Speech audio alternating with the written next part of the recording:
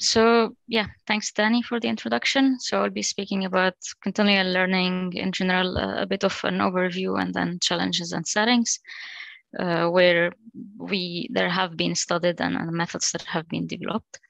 So I'll start with a general definition of the supervised learning setting, or the common setting in machine learning. So usually we start by gathering lots of data that represents what we want the model to learn about. And then here, I guess now you see my pointer. So then we annotate this data, and then we ask our models, for example, neural networks, deep models, that we try to train on this data. And then once we reach a good performance, we move to deployment time, where we put this model at test, and we ask them to perform predictions on things that are similar to what they have learned before. Now, what we hope at is that what we learn is good enough and represent what we want to be testing at. But there are always circumstances where we will see new objects, or we want our models to learn about new things, like new objects, new classes that were not in our set before. Our world is evolving, and it's impossible to gather everything in one data set at one time. So how can we add new abilities to the models that we have already trained? So continual learning tries to deal with this problem and tries to provide solutions where we can learn new classes, new objects in an incremental manner. So we don't need to gather everything from scratch. We can always add new capabilities. This could be different objects, as you can see here, for example, or it could be just different domains, different environments, and you have agents that are switching and want to learn about everything as they go on. So if you want to define continual learning, it studies the problem of learning from an infinite stream of data that are originated from different input domains, which could be associated with different tasks. For example, the task of recognizing wild animals, the task of recognizing different vehicles on the road. And or it could be just learning from a stream of data from different domains, like when we have a drone moving on, from one environment, or a car from one city to another. So the goal is that we want to smoothly accumulate and use this relevant knowledge that we are acquiring in solving and facilitating the new learning. We don't want to repeat the whole effort of learning over and over again.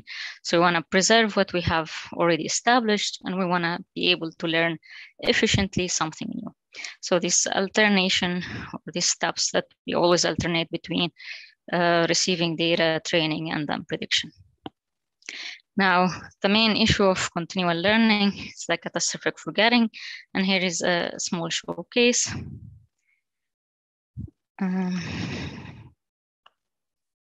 Trying to make it work.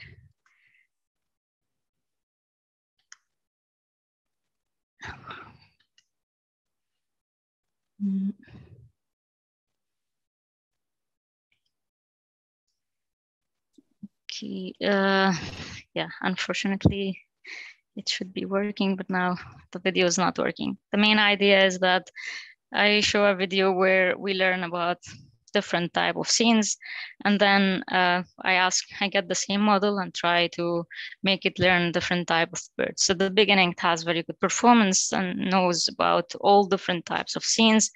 And then after learning the new task or about different types of birds, just very simple different things, it completely forgets, and it's not able to recognize anything about scenes, which was the first task. So I'll try to add the video later if you want to watch it. But it's a very simple showcase of what we call catastrophic forgetting, which indicates the complete erase of previously acquired knowledge. So once we learn something new, so what has been learned has been catastrophically erased, and we cannot perform any predictions or cannot give any reliable answers or the models. So do humans, our role models, forget catastrophically? The answer is no. So neural networks, humans forget gradually and can selectively forget information, but this catastrophic forgetting that we see in neural networks never happens with a human under normal circumstances. So continual learning tries to solve catastrophic forgetting. So if you want to just give a general introduction or general overview of why catastrophic forgetting happens, in fact, imagine that we have this neural network, and which is what we use now in machine learning. And we take this model, for example, a simple neural network to learn the first task, so recognizing different scene images. So we would use the full model, try to find the configuration of parameters that give us the best performance on this task. Now we get a new type of images to learn, or like new objects to learn. We call it the second task. And then we try to minimize the objective on this second task. So now we're learning this new data. And what happens is that we're learning it using the same parameters. That's what we want. But these parameters have changed abruptly. We're not anymore at the same minima of the first task. And now the output, given the images from the first task, would be changed, would be different, right? And then we will have the very bad performance on the first task. So if we just naively use one model to run tasks incrementally, then we will have catastrophic forgetting, and continual learning aims at overcoming this. So in continual learning, there are different settings. So we have the task incremental setting, the class incremental setting, and the online continual learning setting. So I'll try to give you an overview about each of those and what are the main challenges. So the first studied settings for during the new revival of continual learning and the aim of solving the catastrophic forgetting problem was the task incremental setting. So this is a bit simplified, but we have a model and we try to preserve what is learned in the main backbone. So at each time we receive a new data to learn, we call it a task, which could be, for example, learning about different types of vehicles. Then we learn this until we get a good performance, and then we have our model, we can test it. At another point in time, we get a new data to learn. So now, for example, trying to learn about motorcycle and bicycles. So this is a new task, and we make a new output head here. So we only try to learn about how to discriminate between motors and bicycles, but we don't try to discriminate between motors and vehicles. So we have a different output layer here for each task. What we try to preserve is the backbone, the representation. So we want to keep the representation good for all the tasks being learned without having access to previous data. So once we learn about something, we don't use the data anymore due to privacy issue, due to storage issue, and etc. There could be so many circumstances for this. So that's the main setting. And as I mentioned, the main focus is to prevent forgetting on the main representation learning part. And usually we started simple with this approach, with 2 tasks, and then it increased. And we didn't have so much constraint on how much memory versus compute we can use. Now there are different approaches, and I can roughly divide them into 2 main families. The regularization-based methods, which try to apply or to add another loss or another objective, trying to approximate the performance on a previous task or on the previous tasks. And this regularizer could be applied on the parameters directly. So for example, we find this family of methods here, we find which parameters are deemed to be important for a first task. And then when learning the new task, we prevent these important parameters from changes, or we penalize their changes. And then when learning and only allow changes on parameters that are not important for the first task. So that's one approach. And then we have the data-based regularization methods, or the functional regularization methods, which try to add to preserve the output of the network and make it look similar to how it was before the new learning. Apart from these regularization methods, we have the parameter isolation methods, where here we don't have a shared backbone in the real meaning of the sharing. We isolate the parameters for each task. We freeze the parameters.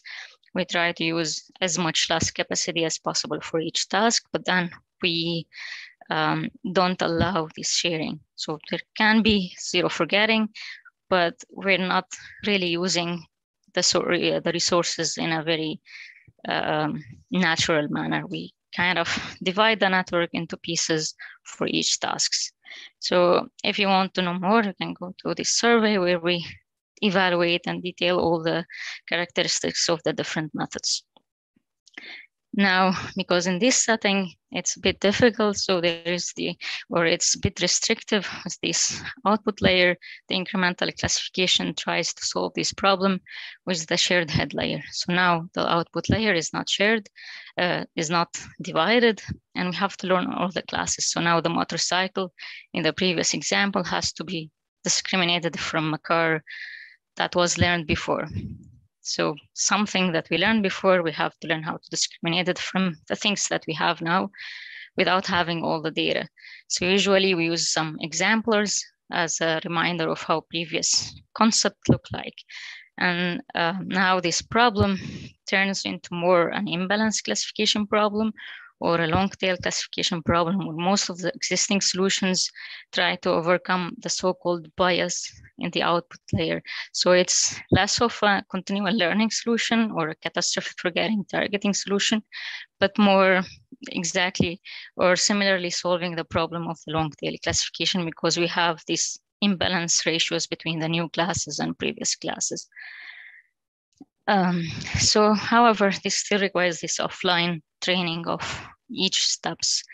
And if we want to really design the ideal solution, why don't we take a step back and think about what is the ideal setting or ultimate setting where we want to perform continual learning?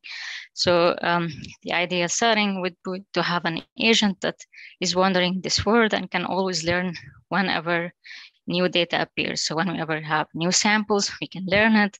Otherwise, we are performing actions, we are performing predictions like humans do. So that would be like the ultimate intelligence. And if we want to define this setting, we consider a stream of data that is originated from an IID distribution, which correspond to different tasks or could be gradually changing from one domain to another. We don't strictly require this notion of tasks or this knowledge of task boundaries, and just learning happens whenever new data arrives. And then these important characteristics is the every time performance. So the model should always be able to perform prediction on whatever is represented by the previous learning.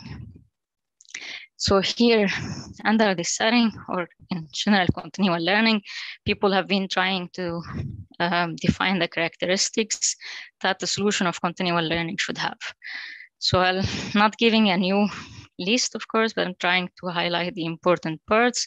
The first part is the limited memory and compute. If we have sufficient memory or infinite memory and compute power, we can just repeat everything, but this is not possible if you want to really solve real problems. The other issue, which I speak about tasks, but we really want solutions that are transparent, that are not reliable on these notions, that can learn whenever data arrives, regardless of this notion of tasks. We don't want oracles, human oracles reliance. We want the most part here, which I mentioned at the early definition of continual learning. We want to be able to benefit the new learning. So forward transfer knowledge, also improve our previous capabilities. There could be a selective forgetting because we have one model that we are learning. So that could be allowed, but it shouldn't be random, only with things that we're not using anymore. And then the task revisiting, for example, what do we do? Or we should be able to know how to deal with samples that we receive newly but represent the previous learning. Those are all challenges that go beyond the stability plasticity dilemma, and we have to deal with. Now I'm running out of time, I think. So 2 minutes. Rahaf for 2 Okay, minutes. cool. So I'll just go rapidly about this setting, but because it's so challenging, the online continual learning, people try to use something, a large replay or a representative of previous data, so kind of generator imitating the hippocampus in the human brain. And then for generators, for GANs, for example, it becomes a chicken and egg problem because we also have to learn the GANs continually. So that's a problem to solve. And so far, those are not stable to learn in an online manner or in such a difficult continual learning scheme. Most solutions for online continual learning deal with or use ER, experience replay. So we store samples representative of previous data, and we use them when we learn a new classes. Now, there are different approaches. I'm not gonna explain, but you can look them up. First question is, which samples should we store in memory? So which samples represent really the previous learning? And we should care here about the imbalance and ID assumption.